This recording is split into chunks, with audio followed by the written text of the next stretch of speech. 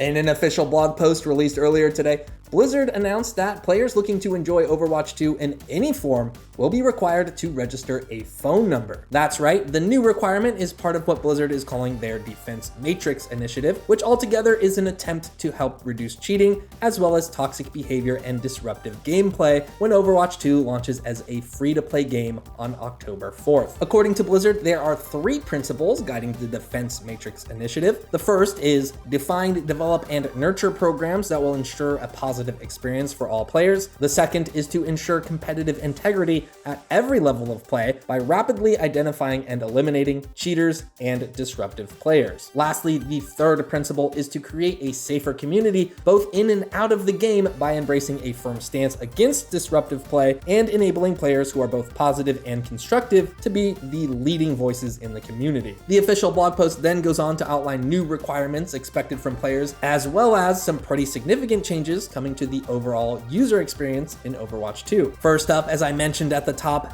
SMS Protect is a new security protocol coming to Overwatch 2, which requires players to register a phone number. The post reads, starting October 4th, 2022, all players across all platforms, including consoles, are required to have a phone number attached to their Battle.net account in order to launch Overwatch 2. Now, if you're thinking there are probably a lot of easy ways to work around this requirement of having a phone number attached to your Blizzard account, making this more of a nuisance than an effective practice, well, it seems like Blizzard is at least one step ahead on that front. The blog continues, the same phone number cannot be used on multiple accounts at the same time, and players can't use the same phone number to create multiple accounts. A phone number can only be used once when making a new account, and certain types of numbers, including prepaid and VoIP, cannot be used for SMS Protect. So basically, one number per account, and services like Google Voice are not going to work for bad actors to spoof multiple phone numbers to make multiple accounts or whatever.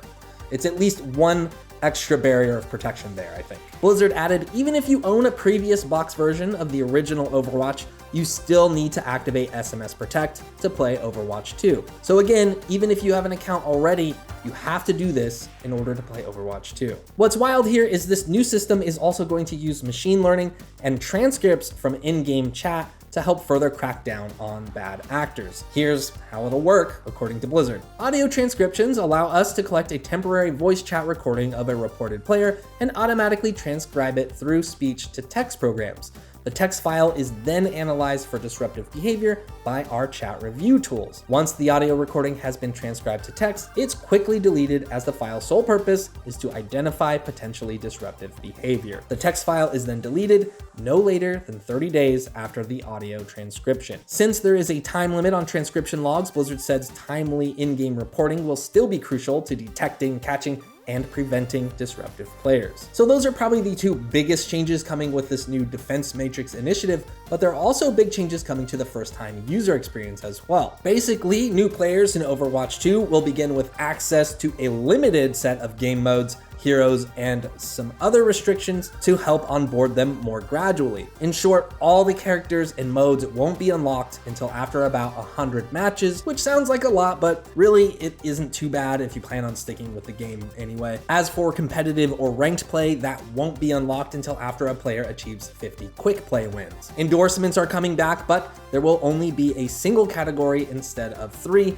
and you can only endorse players on your own team. Now, here's a big change that might ruffle a few feathers, or at least look different to players familiar with Overwatch 1. Player levels are completely going away, which means so are the portrait borders that would display a player's skill level. According to Blizzard, this was causing competitive players to form immediate biases against their teammates and or competitors, in turn causing a lot of other issues. So now instead, players will have customizable name cards and titles to display alongside their in-game name and player icon. There will also be a new ping system, which isn't like an internet ping system, it's like a chat ping system, which hopes to give players more ways to communicate with each other effectively without having to engage with voice chat. As for the general chat window box/room, that feature is just getting the axe entirely.